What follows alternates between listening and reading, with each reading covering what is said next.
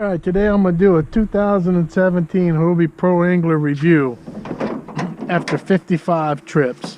I'll give you a few pros and cons about the boat. For the storage, as you can see, you got a giant storage hatch in the front on the 12. Keep gear, whatever you want in there. Then you can also store stuff inside the boat. I keep a pump in here in case I ever have to pump it out if I ever roll it. And also you got 2 tackle storage compartments down here to slip in, or you can take this out and put whatever you want in there. And underneath the seat you can store tackle boxes. I usually keep 2 to 4 Velcro together underneath the seat here. So the storage is fantastic. I put a full-size 48-quart ice chest in the back when I'm fishing, with rod holders mounted on the back of it. So between a 48-quart ice chest, tackle storage here, and then somewhat dry storage up here, the storage is phenomenal in it. I mentioned when I was talking about storage is these side pockets. I keep baits, tackles, pliers, sunscreen. These side pockets are so handy, it's unbelievable. These boats is it doesn't take much space to store them. This is my son's PA-12, and we store ours just on a PVC rack, plenty strong to hold it. I've actually got 2 runners on there for his to keep the hole in good shape. I need to do it for mine. Once you get them in the rack, the 180 Mirage drive stores perfectly back here. So minimal storage space for them. Another pro of the boat. Talk about pros and cons. If you take a look at these Hobie wheels for getting it around, as far as for storage and putting the boat up, super easy. Take the boat, stick the bow on my rack, unlatch that wheel so it'll drop out, pick the boat up to where the wheels drop off, and there she goes. She's in the rack till next trip. Throw the wheels in the boat, stick the Mirage drive in the back for storage, and you're good to go. Pros of the boat is the Hobie H-rail system. You can mount all kind of accessories to it: rod holders, tackle trays, rod holders for holding your internal rods. It's unlimited the amount of stuff that's sold to attach to the H-rail system. I use a Hobie rod holder here to hold one upright, and on the other side I use a ram rod holder to a 45-degree angle for trolling and all. That's just a particular setup I like. So the H-rail system's fantastic, a pro. Accessories price, not along with the initial cost of the boat, but anytime you want a rod holder or anything for the boat, Hobie's up there on their prices. The one thing I would say is I absolutely must have is a set of wheels to transport it. I don't use them too much at the launch, but I'm constantly using them, getting it in and out the truck and in and out the shed in the backyard. So accessories are expensive, another con. Boat, last couple things, another pro, the horizontally mounted front and rear handles on the tarpons. They were mounted in line with the boat, and when you'd pick it up it would try to roll. You can pick these boats up and they don't want to roll on you. This very great. These H-rail handles in the back and the same in the front. They also make excellent tie down points when you're transporting it. Pros and cons of the boat is it paddles decent.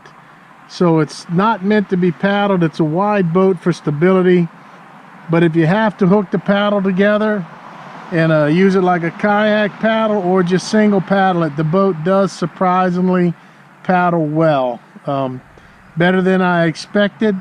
If you're coming out of a long narrow kayak like I am, a Wilderness Systems Tarpon 140, of course it's not going to paddle as well as that, but when you do get in extremely shallow water, it does paddle pretty well. So that's a pro and con. Boat is, it doesn't turn well at slow speeds. You got to have water moving across the rudder of any boat for it to turn well, and at slow speeds the boat's hard to turn. You give a couple good strong kicks of your Mirage drive and get water moving under the boat, and it'll react like you want. At high speeds, you flip the rudder left or right real hard and it'll turn so well it'll almost flip you out the boat. Slow speeds takes a little while to get used to and finessing it.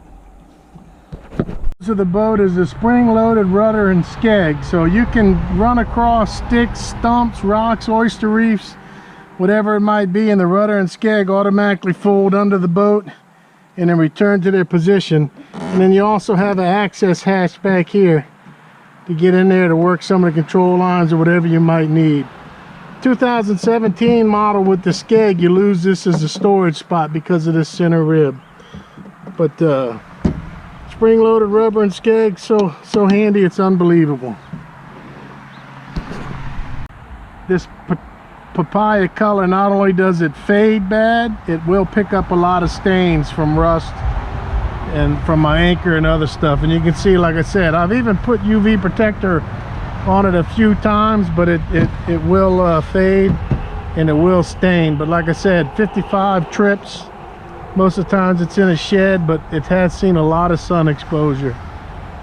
Durability is a pro and a con. The con is it's faded a little bit and it stains. The pro is it's pretty scratch resistant. Like I said, if you look after 55 trips, there's some scratches on the bottom here, but no big deep gouges. Just a few scratches. The bow takes the most of it. Some scratches there. I actually have a bigger problem with scratches on the side from barnacles and oyster shells on pickets than I do the actual whole bottom. So this is, see here's a pretty deep scratch. So this is 55 trips, pretty much launching over oyster reef, shells, and rocks every time. So you can see there's some scratching, but nothing major. This boat will last for years and years and years. So 55 trips, not a problem at all. One of the pros of it, of course, is the seat. The seat is super comfortable.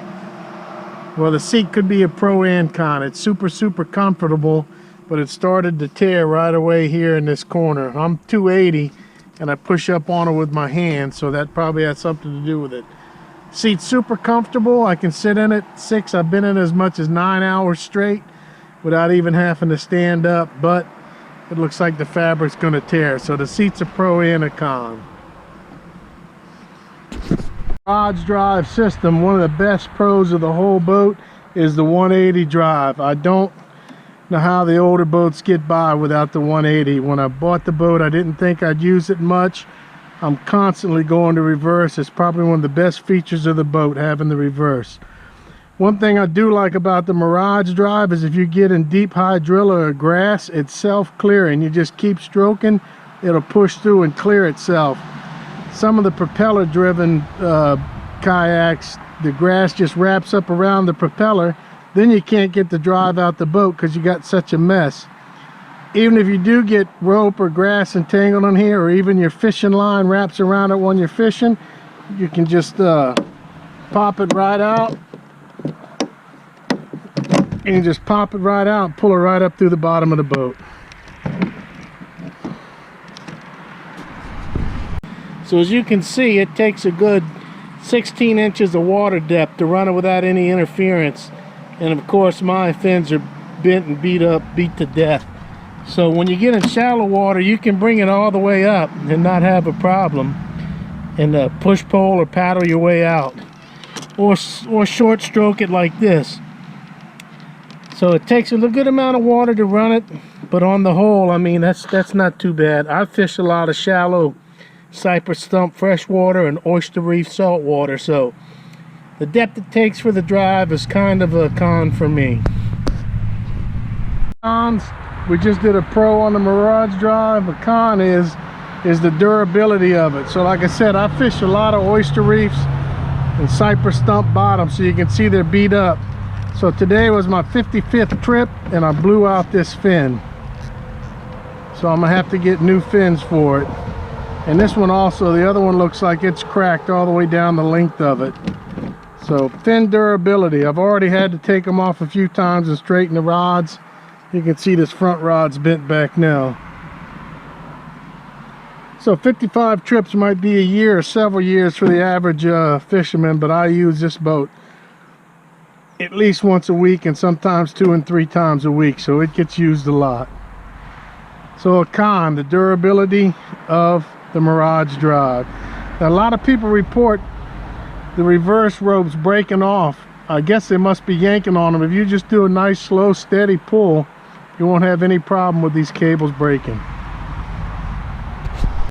With a very comfortable seat with lumbar support, adjustable all different directions, and you got steering on either side. You just reach right down and steer. So pro of the boat is the ergonomics. You got your rudder tension right here on your left hand, and you got your skag lowering rope here, and on the right side you got your rudder lowering rope. This side over here, you can just pull this cord and the seat will drop down further back. So the ergonomics of the boat is extremely well thought out. Very, very comfortable fishing, pedaling, and it also paddles pretty good. This is the weight. This is what keeps a lot of people from buying them. The Pro Angler 12 hull is 90 something pounds. You throw a seat, accessories, stuff in the hatch in there, and it ends up being a lot of weight. I'm 6 foot and 280, 59 years old. I can still handle it pretty well.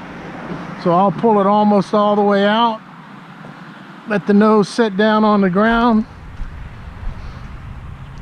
take my wheels, put them in the bottom, and then just take the side of the boat off the truck. From here, it's just like a wheelbarrow. You can pick it up in the front and push it, or pull it.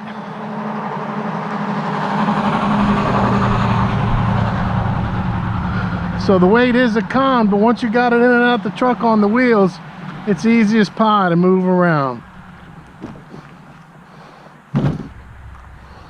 One of the biggest cons of the boat, and what keeps a lot of people away from them, is the price. They're pretty expensive, but I tell you what, they're worth every penny. I love mine. If I lost it, it got stolen, wrecked, crashed, split, whatever it might be, I'd be out buying another one the very next day. I really, really enjoy fishing out of my Pro Angler. Can't stress that enough, how much I like this boat.